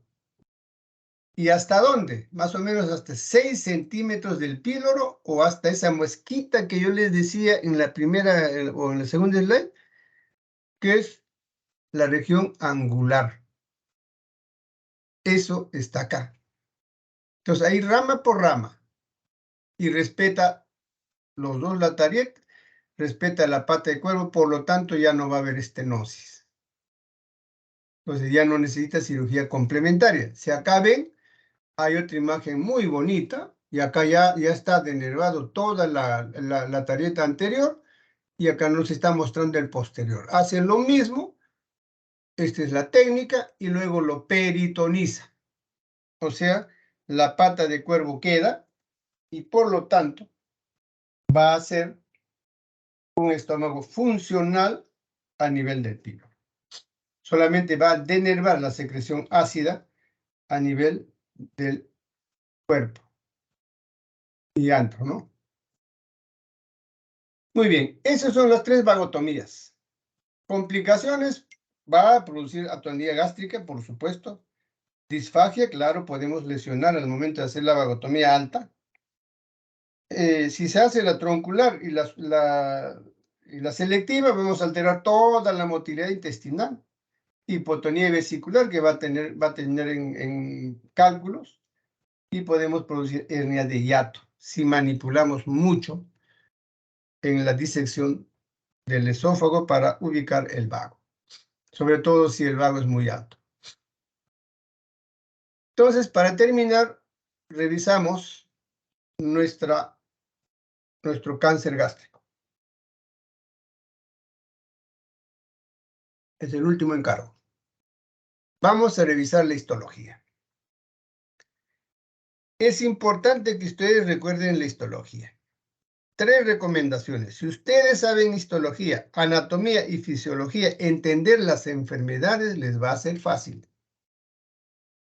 Pero si no dominan ni uno ni otro y van a memorizar la sintomatología, les va a ser difícil recordar, pues porque ya cuando son tíos como yo ya no se van a acordar ni qué cosas cada quien. Pero si ustedes saben la fisiología, eso les queda ahora lo tienen que estudiar, no más tarde. Ahora que tienen el cerebro como una esponja, porque todo lo que leen se les queda. ¿No? Entonces, cuando seamos adultos, cuando seamos ya médicos, nos queda pues la sapiencia de haber leído y de conocer la enfermedad desde la base. Y no memorizar, pues no copia y pega. Entonces, desde el punto de vista de histología, tenemos el estómago, la mucosa que tiene su fosita gástrica, las glándulas, su limitante, membrana, que es la muscular de la mucosa, la submucosa, la capa muscular, la subserosa y la serosa. Es importante que recuerden esta histología para entender la clasificación TNM. Si no, no la van a entender. Entonces, sabemos que el epitelio es cilíndrico y que descansa en una membrana basal. Todo eso tienen que tenerlo bien claro. Primero vamos a entender qué es metaplasia y qué es displasia, que también es un término que muchos lo confunden. Metaplasia no es más que el reemplazo de una mucosa gástrica con la mucosa normal de otro segmento gastrointestinal, por ejemplo, intestino delgado o colon. Esa es la metaplasia. Y la metaplasia está en interrogante lo que dice premaligno, pero no es en todas las metaplasias. Las metaplasias gástricas son de 3 grupos, la completa o intestinal, o tipo 1. Este es cuando en la mucosa gástrica aparece mucosa intestinal con todas sus características normales. Y esto nunca va a degenerar en cáncer. En cambio, el tipo 2 o intermedio, sí es cierto que aparece mucosa intestinal, pero con sus características morfológicas ya cambiadas. Ya no es mucosa intestinal normal. Este es el premaligno. Por esto se le llama la metaplasia que tiene carácter premaligno. En cambio, el 1 y el 3, no, porque el 3 es la aparición en la mucosa intestinal, mucosa colónica normal. Esa es la metaplasia. Metaplasia, ¿no? Mucosa gástrica, mucosa intestinal. Displasia es otra cosa. Displasia es la alteración irreversible del ADN. Por lo tanto, va a haber un cambio estructural en su tamaño, en su reproducción, en su funcionamiento, etcétera, etcétera.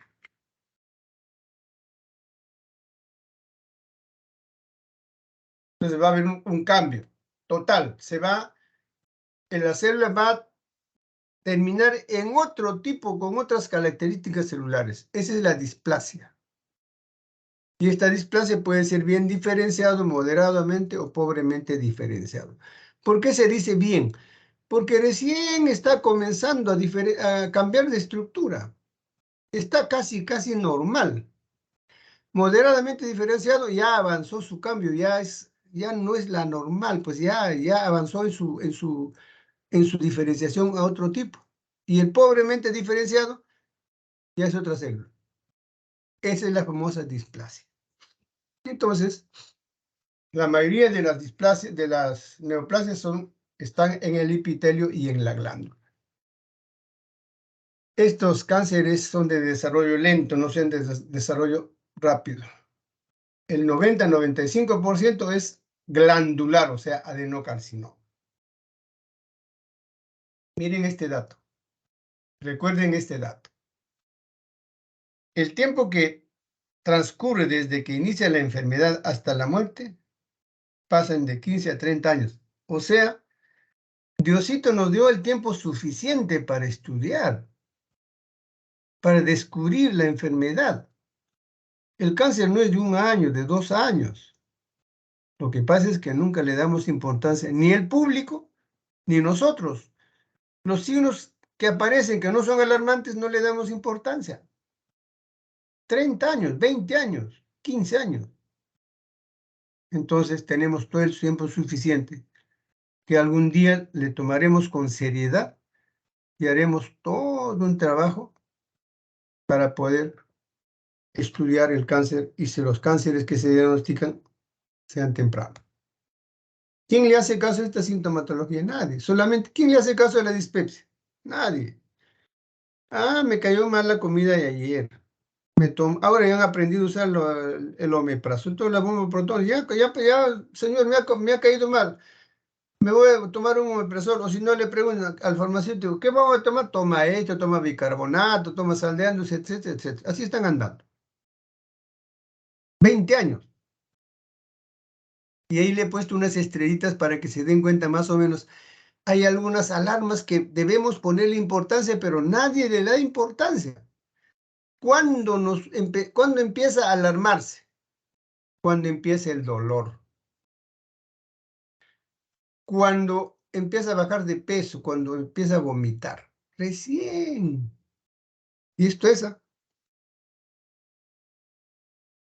Entonces, ¿quiénes están en riesgo? Los varones entre cuarta y sexta década de la vida, los adultos mayores que tienen gastritis crónica atrófica, los de Helicobacter pylori otra vez, y los que sean sometidos a cualquier cirugía gástrica, ¿no? Entonces, en estos casos de riesgos debemos investigar la posibilidad de que exista adenocarcinoma gástrico. No olvidar que cuanto más pequeña la lesión es curable. Entonces debemos descubrir cuando el cáncer es pequeñito. ¿Y quién es el responsable?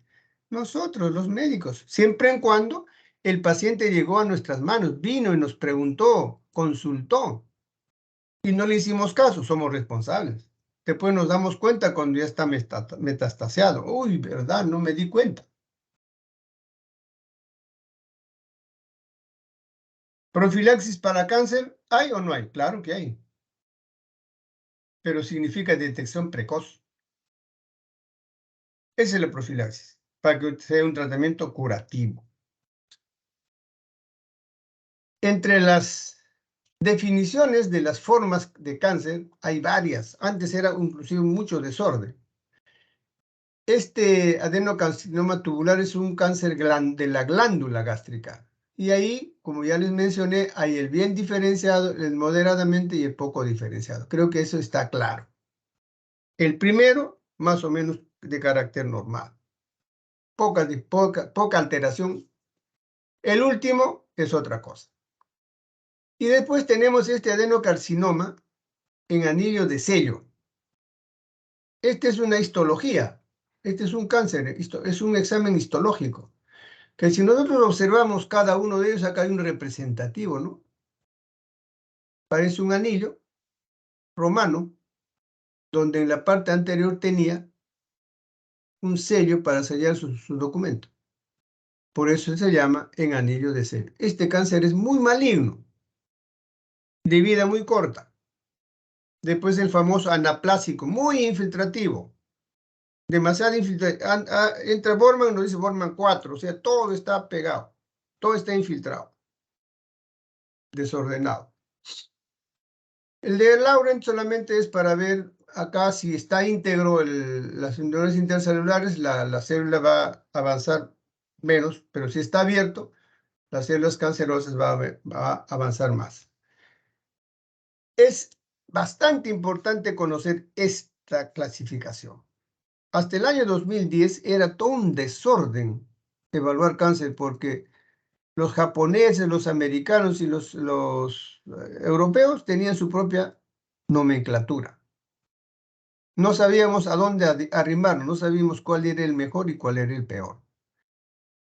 Pero felizmente el 2000 se sentaron y dijeron, vamos a inventar un nombre que todos podemos leer lo mismo. Y le llamaron TNM. T, el comportamiento del tumor en la pared de todas las glándulas, de todos los tejidos del organismo. No solamente es para vía digestiva, sistema nervioso, tiroides, riñones, etc. N, ¿qué glándulas están tomadas en la periferia del órgano? Y M, si el cáncer está lejos, o sea, hígado, pulmón, hueso, etc. Nosotros, ¿por qué hemos revisado la histología? Y acá todavía mantengo la primera imagen. Cuando el patólogo nos dice TX, significa que no puede evaluar bien el tumor. No concluye sí o no, pero si nos dice T0, nos dice definitivamente no hay cáncer. Pero este TIS significa cáncer in situ. Cuando nos dice esto, el cáncer está ubicado solamente en el epitelio, acá. No ha pasado ni siquiera su membrana basal, no ha infiltrado. Ese es el TIS, el cáncer in situ. Sería lindo que todos descubriéramos el cáncer acá, ¿no? Entonces solamente sacaríamos este pedacito y ya está curado, porque no ha infiltrado más. Pero con el tiempo, 10, 15 años, este cáncer va a empezar a ingresar hacia la pared. Primero va a perforar membrana basal, va a pasar al corión, va a pasar a la muscular de la mucosa y submucosa. Ese es T1. Cuando el cáncer que había comenzado aquí ya se profundizó y está en la submucosa. Son de dos tipos, A y B. A, cuando solamente se ha profundizado hasta la muscular de la mucosa, pero todavía no llega a la subserosa. T1B, cuando ya está en la subserosa. T2, el cáncer ya avanzó un montón en la profundidad y ya infiltró músculo. T3 ya infiltró la subserosa, o sea, ese tejido conjuntivo que está debajo del epitelio peritoneal. T4, A, cuando el cáncer ya invadió el peritoneo, y el B, cuando ha infiltrado los órganos vecinos. Si ustedes se acuerdan de la histología, saber esto es fácil, pero si ustedes no saben histología y van a memorizar, se van a olvidar. Les aseguro, por mi madrecita, se van a olvidar. Pero si ustedes saben la histología, no se van a olvidar, porque se van a acordar de los pasos y de las capas histológicas del estómago. Por eso era mi afán de decirles al principio la histología del estómago. Ahí está, si no entendieron así, entenderán así. Acá están todas las capas, ¿no? El epitelio, la membrana basal, la muscular de la mucosa, la submucosa bien representativa, bien lindo, ¿no? Con sus glandulitas, la muscular, la subserosa y la serosa. ¿Qué más quieren? Bien. Los ganglios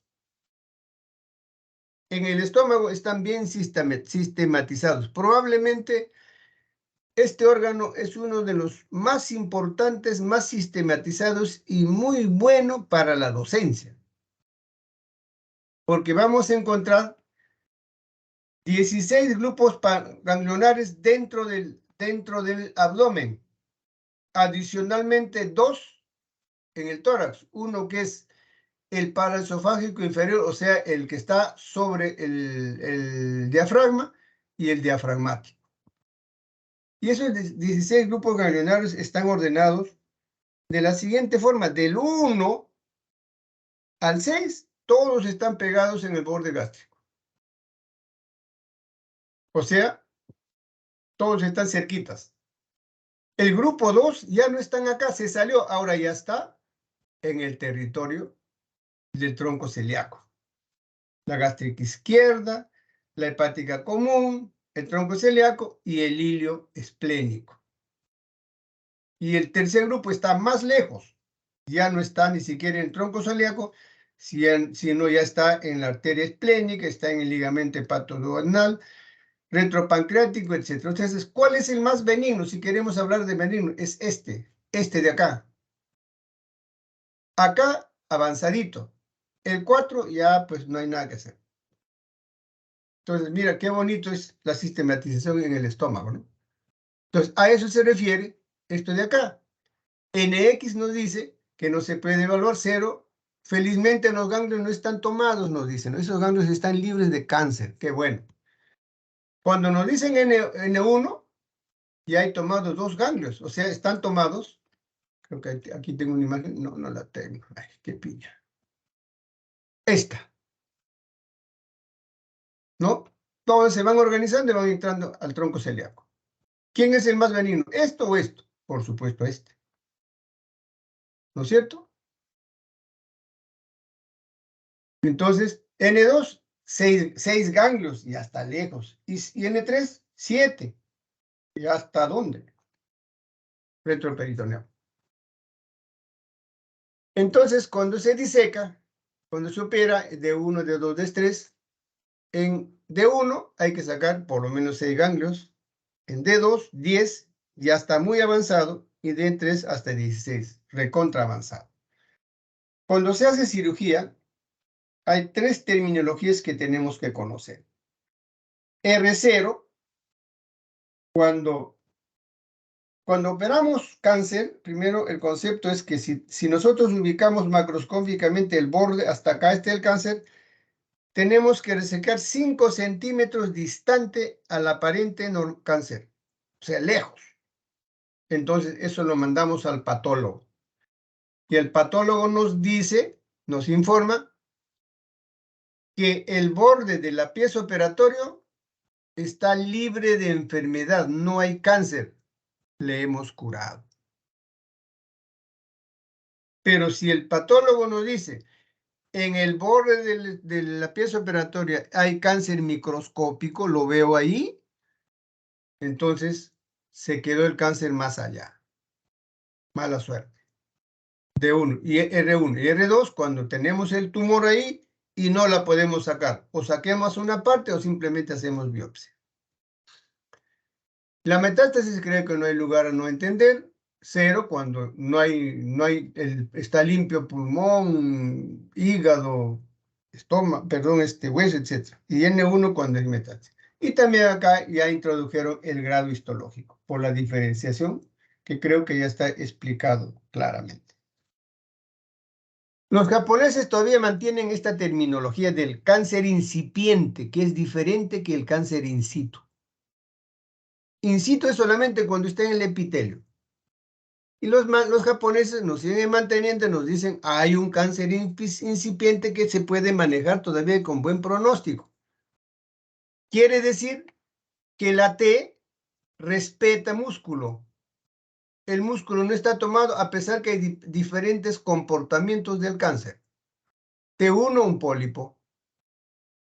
2A, un cáncer elevado. Sésil, ¿no? De base ancha. 2B igual, pero más plano. 2C es una depresión. Y el 3, excavado. Pero en todos está respetado la T2, el músculo.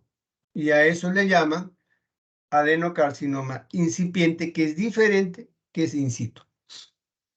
Borman también nos regaló esta clasificación linda, no macroscópica, visible. Ellos nos dicen que el tipo 1 es un tumor, ahí está, el tumor es un pólipo. Tipo 2, úlcera. El tumor creció de tal manera que fue insuficiente la irrigación, se necrosó y se ulceró. El Borman 3 está infiltrado alrededor del tumor. Y el 4, todo blanco. Acá están las imágenes. 1, 2, 3 y 4. Todo blanco. Este es un anaplásico, ¿no? Todo infiltrado. ¿Cómo vamos a diagnosticar? Por supuesto, con una buena evaluación clínica, exámenes de laboratorio. El test de pepsinógeno ya no se usa, pero hay que investigar HP. Hay que dosar el antígeno carcino embrionario para el seguimiento. También se puede dosar el ADN y la detección de proteína HERS2, no muy utilizado.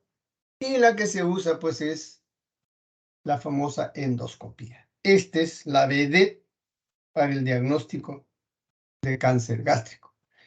En lo que se refiere a imágenes, la endoscopía, la ecografía no ayuda. El tránsito intestinal ya no ayuda mucho, pero la resonancia magnética ayuda mucho. La tomografía también. Y tenemos ahora el último, que es el PET scan. ¿Qué cosa es un PET? Esta es una captación de una imagen radioactiva que ha sido inyectada al paciente. Hay una camarita que capta la radiación, pero es inespecífico. Entonces lo han asociado a una tomografía. Ahora sí está muy bien, se ve perfecto. Y le llaman PET scan.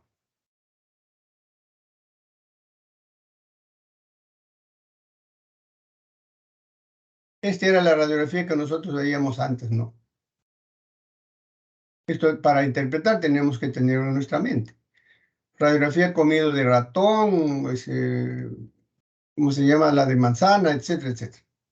Ahora, ¿quién se va a equivocar pues con esto, no? Ya mira el grosor de la infiltración y la longitud. Acá otro, ¿no?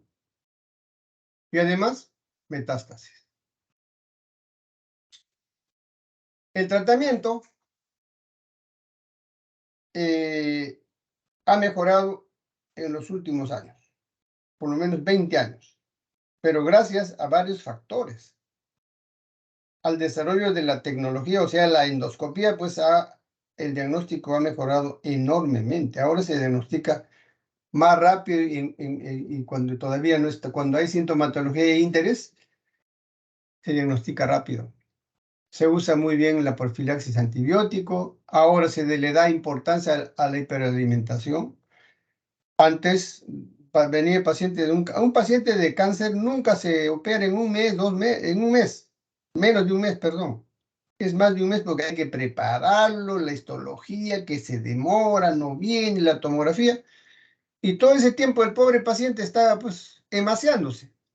Ahora no, ahora entra un problema de alimentación desde ahora hasta la operación. Puede ser vía oral si tolera, enteral o parenteral, para que mejore su inmunología, para que mejore su albúmina. Si no hace la cirugía y no va a pegar, se va a fistulizar, ¿no? Entonces la paroscopía, excelente para hacer el estadiaje. Antes el paciente operado salía en una sala común, ahora ya no, ahora sale a UCI donde hay médicos especialistas y ha mejorado el entrenamiento del médico, los avances de la cirugía. Cuando para el manejo del adenocarcinoma ya está diagnosticado, ya está alimentado, vamos a hacer una laparotomía diagnóstica y tenemos 3 vías. 1, cuando ya no hay nada que hacer, todo infiltrado. 2, cuando hay que hacer una cirugía derivativa. Está obstruido el antro, se puede llevar intestino hacia el estómago y hacer un bypass. Y el más importante es esto, el 3, ¿no? Que es la posibilidad de resección. En este caso, la paliativa, cuando se reseca el tumor y luego se hace quimioterapia o radioterapia. Y ahora lo que se llama la cirugía citoreductora, que tendencia a que sea curativo. O sea, primero se hace quimio-radio, se disminuye el tamaño del tumor o a veces con quimio se evita la diseminación y luego se hace la cirugía curativa. La cirugía debe hacerse para el beneficio del paciente, no para la gloria del cirujano. Lamentablemente nuestros amigos oncólogos pues a veces no entienden esta terminología.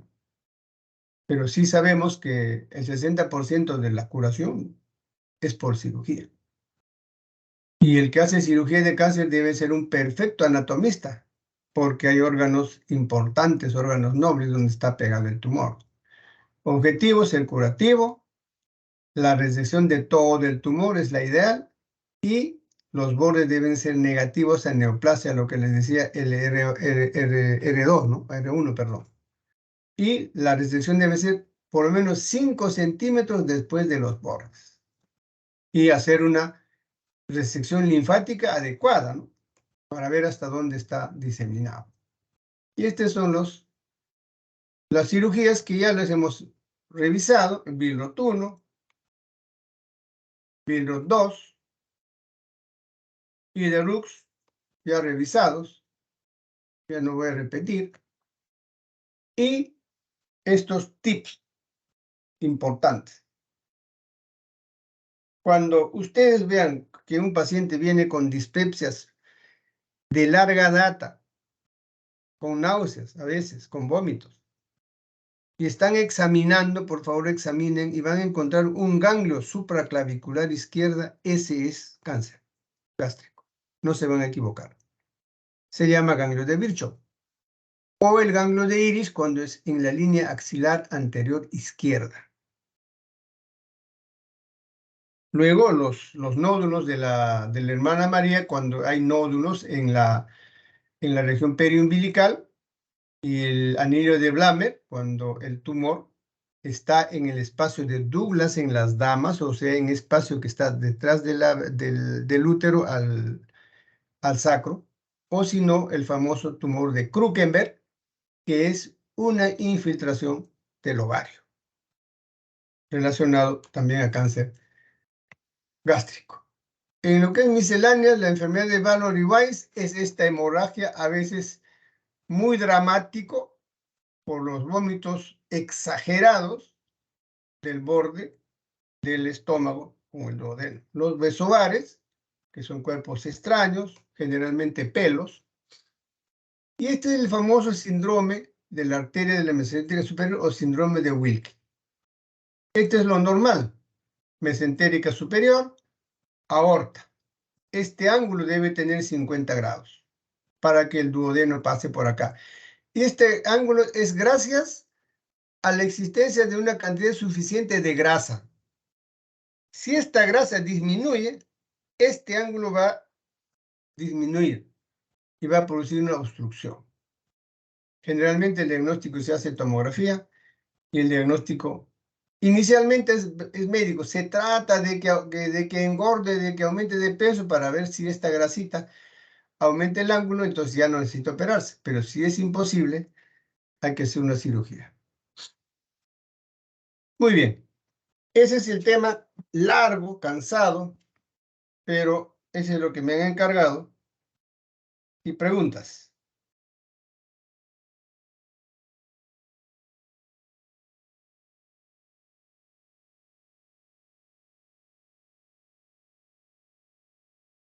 ¿No hay ninguna pregunta? ¿O están cansados? Vamos a pasar lista entonces.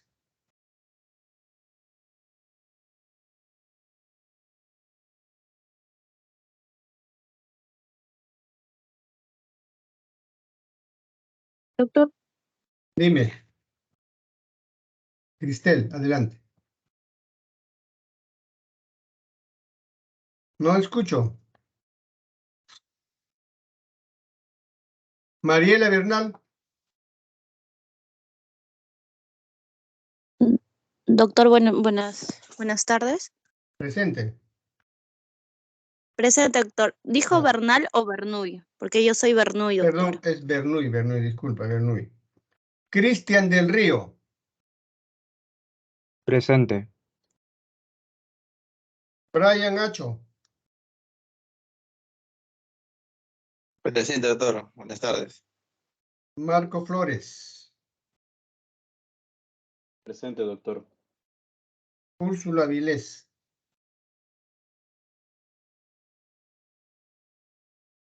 Úrsula,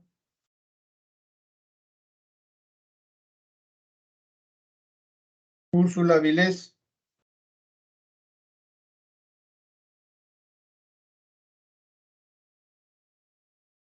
sí, Brian está presente. Úrsula no está, ¿no es cierto? Reportaremos que no está presente.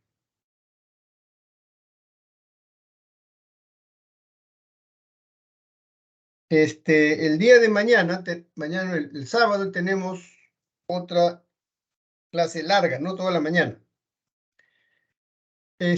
Harold Cárdenas, Presente, doctor.